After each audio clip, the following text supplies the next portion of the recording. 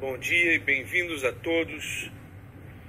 A graça do Senhor Jesus Cristo, o amor de Deus e a comunhão do Espírito Santo sejam com todos nós, hoje e sempre. Eu convido todos à adoração. Vamos orar.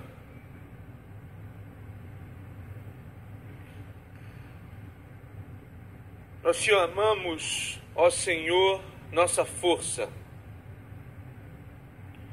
Ó Senhor, Tu és a nossa rocha, a nossa fortaleza, o nosso libertador. Ó Deus, Tu és o nosso rochedo, em quem nós refugiamos. Tu és o nosso escudo e o poder que nos salva, a nossa torre alta. Clamamos a Ti, Senhor, Tu és digno de louvor e estamos salvos de todos os nossos obstáculos, através somente da Tua palavra. Amém. Vamos agora cantar hino 245, Mais de Cristo.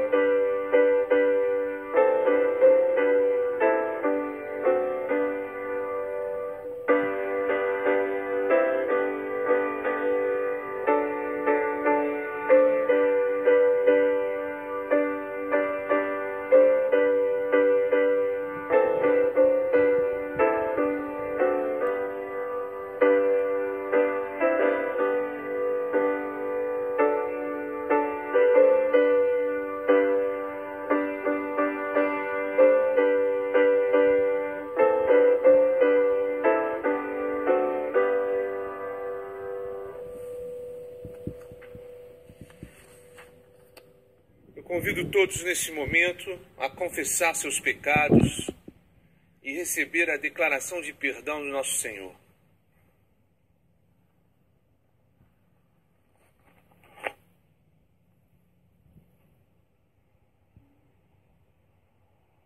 Senhor, somos cheios de descrença em tudo que fazemos. Lemos as palavras do Evangelho, mas não sabemos o que fazer com essas palavras. Mesmo se agimos bem, agimos de tal forma por compulsão e medo, e não por alegria e gratidão. Nós adoramos a Ti muitas das vezes por hábito e não por convicção. Nós procuramos de todos os lados respostas quando é Cristo a resposta de nossa fé. Acreditamos, ó Deus, que Tu somente és capaz de ajudar a corrigir as nossas imperfeições. Amém.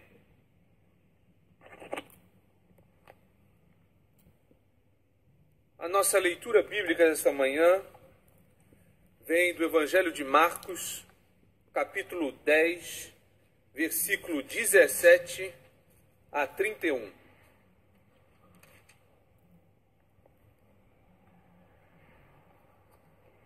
Quando Jesus estava saindo de viagem, um homem veio correndo, ajoelhou-se na frente dele e perguntou: Bom mestre, o que devo fazer para conseguir a vida eterna?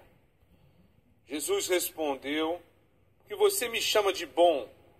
Só Deus é bom e mais ninguém. Você conhece os mandamentos?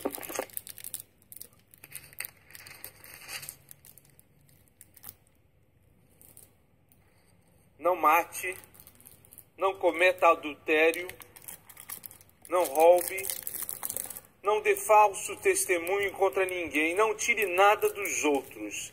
Respeite o seu pai e a sua mãe. Mestre, desde criança eu tenho obedecido a todos esses mandamentos, respondeu o homem. Jesus olhou para ele com amor e disse: falta mais uma coisa para você fazer. Vá, venda tudo o que tem e dê o dinheiro aos pobres, e assim você terá riquezas no céu.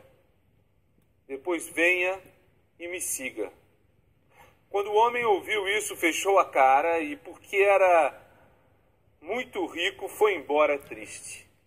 Jesus então olhou para os seus discípulos que estavam em volta dele e disse: como é difícil os ricos entrarem no reino de Deus. Quando ouviram isso, os discípulos ficaram espantados, mas Jesus continuou: meus filhos, como é difícil entrar no reino de Deus. É mais difícil um rico entrar no reino de Deus do que um camelo passar pelo fundo de uma agulha. Quando ouviram isso, os discípulos ficaram espantadíssimos e perguntavam uns aos outros: então quem é que pode se salvar? Jesus olhou para eles e disse: para os seres humanos isso não é possível, mas para Deus é, pois para Deus tudo é possível. Aí Pedro disse: veja, nós deixamos tudo e seguimos o Senhor.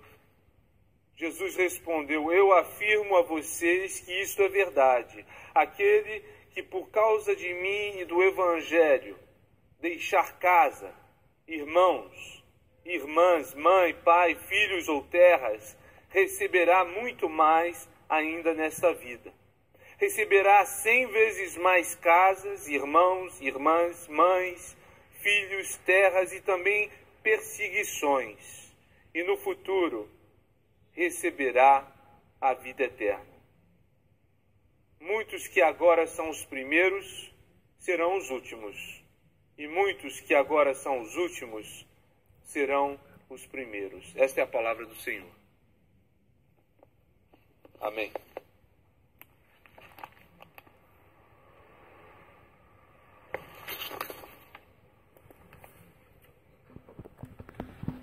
Quando eu era criança, tive a oportunidade de fazer uma viagem com a minha classe de escola em uma cidade chamada Avignon, na França. Essa cidade, localizada no sul da França, era onde os papas moravam durante o século XIV. Nessa cidade há um enorme palácio, bem conhecido, que chamou a minha atenção. Hoje o palácio continua a ser um destino turístico, onde constantemente pessoas que visitam o edifício principal apreciam a sua arquitetura e seus arredores. Ao prestarmos atenção nesse palácio papal, encontraremos muitas portinholas espalhadas para servir de entrada no prédio. Interessantemente, essas portinholas tinham um objetivo específico na Europa. Essas portinholas eram muitas vezes utilizadas para permitir que apenas uma ou duas pessoas entrassem a pé, sem que se abrissem os principais portões de um castelo ou de uma cidade. Se prestarmos atenção nestas portinholas, descobriremos que algumas destas são construídas dentro de grandes portões. Essas portinholas são realmente portas pequenas dentro de uma grande porta maior. Se analisarmos bem, essas portinholas eram também comuns no tempo de Jesus. Recentemente, o pastor leigo Jim Curlin disse que Jesus, quando em uma ocasião falava aos seus discípulos sobre o fundo de uma agulha, na verdade se referia a uma portinhola. Dimensiona que para antigamente um camelo poder entrar em uma cidade, o animal teria que tirar toda a carga colocada em suas costas e, agachando-se, podia assim entrar na cidade através da portinhola. De uma forma análoga, Jesus sugeriu que se um homem rico atribuísse ao tesouro que carregava maior importância do que sua vontade de entrar no reino de Deus, esse homem não conseguiria passar pela portinhola da cidade do reino de Deus. A fim de entender melhor o que Jesus queria dizer naquela hora, podemos encontrar mais informações no texto bíblico de hoje. Era uma vez um homem que se ajoelhou diante de Jesus e perguntou a ele o que exatamente alguém precisava fazer para herdar a vida eterna. Então Jesus respondeu ao homem alguns dos 10 mandamentos que Moisés, há muito tempo, havia dado aos hebreus. Embora o homem tivesse respeitado todos esses mandamentos desde jovem, Jesus disse a esse homem que havia um mandamento que ele não respeitava. Jesus então aconselhou ao homem vender aquilo que ele possuía, dar o seu dinheiro aos pobres, para que pudesse ter um tesouro celestial maior, e seguir assim os passos de Jesus. Ao ouvir o que Jesus dizia, o homem se assustou e foi embora, porque tinha muitas propriedades. Em seguida, Jesus perguntou aos seus discípulos sobre a dificuldade para aqueles que fossem ricos entrar no reino de Deus. Como os discípulos ficavam confusos com o que Jesus havia perguntado a eles, Jesus usou então uma imagem de uma agulha, para explicar que era mais fácil um camelo passar pelo fundo de uma agulha do que um rico entrar no reino de Deus. Ao ouvir esta mensagem de Jesus, os discípulos se alarmaram com o que haviam escutado. E por isso perguntaram a Jesus como quem, afinal, poderia ser salvo. Olhando para eles, Jesus disse que, como mortais, seriam incapazes de se salvarem a si mesmos, a não ser que fosse pela graça de Deus. Pedro então respondeu a Jesus que todos os discípulos tinham deixado tudo o que possuíram para seguirem seu mestre. Jesus replicou a Pedro dizendo: em verdade vos digo que ninguém há que tenha deixado casa, ou irmãos, ou irmãs, ou pai, ou mãe, ou melhor, ou filhos, ou campos, por amor de mim e do Evangelho, que não receba 100 vezes tanto já nesse tempo, em casas, e irmãos, e irmãs, e mães, e filhos, e campos, com perseguições, e no século futuro, a vida eterna. Hoje, quando prestamos atenção a este dilema sobre quem vai ser capaz de entrar no reino de Deus, podemos perceber que esse questionamento é antropológico e que, como seres humanos, isto pode fazer parte de uma busca constante por todos nós. No tempo de Jesus, as pessoas tinham a mesma preocupação.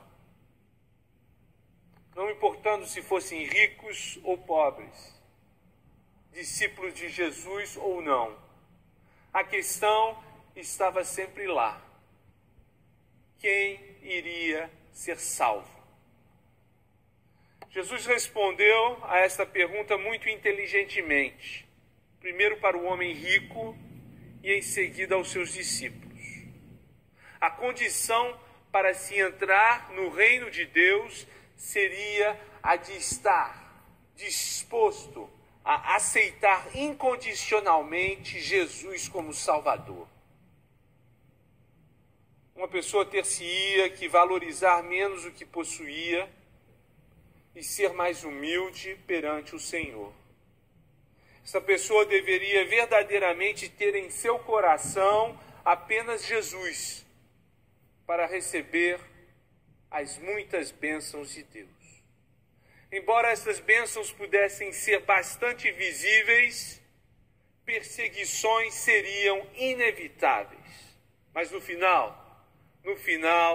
esta pessoa receberia a vida eterna como galardão.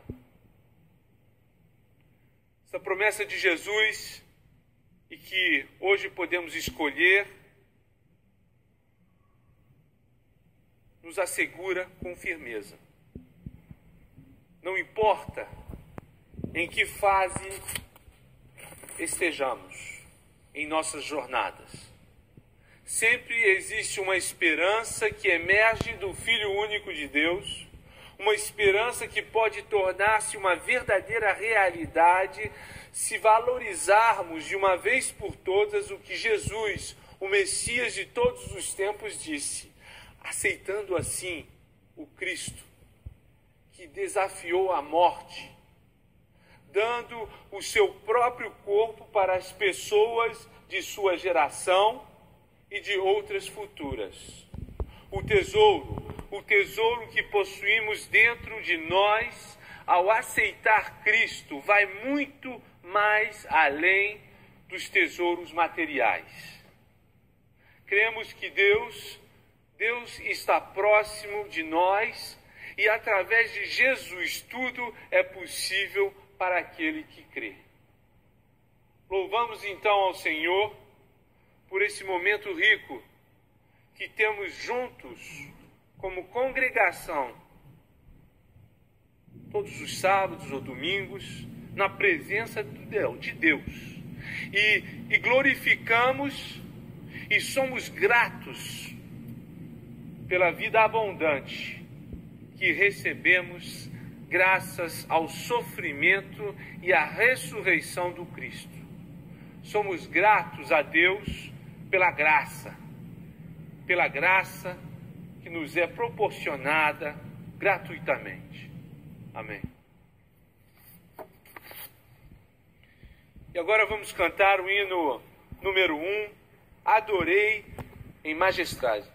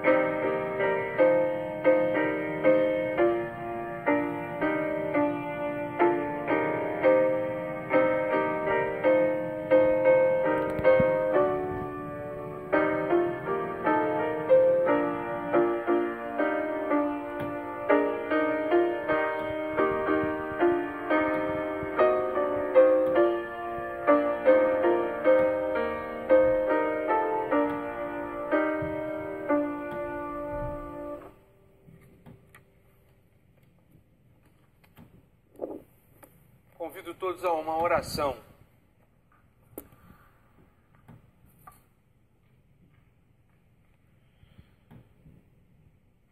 Deus Todo-Poderoso e Eterno, pelo Teu Espírito, o corpo da Igreja é governado e santificado. Senhor, ouças as orações que oferecemos para o Teu serviço. Desejamos ser os Teus servos fiéis, participando firmemente no Teu ministério. Esse ministério que fomos convidados para compartilhar entre nós e alcançar outros que precisam do Teu amparo. Em nome do Filho amado e Salvador Jesus Cristo, que vive e reina contigo, e o Espírito Santo, um só Deus, agora e para sempre. Amém. O Senhor vos abençoe e vos guarde. O Senhor faça resplandecer o seu rosto sobre vós e vos conceda graça e paz. Amém.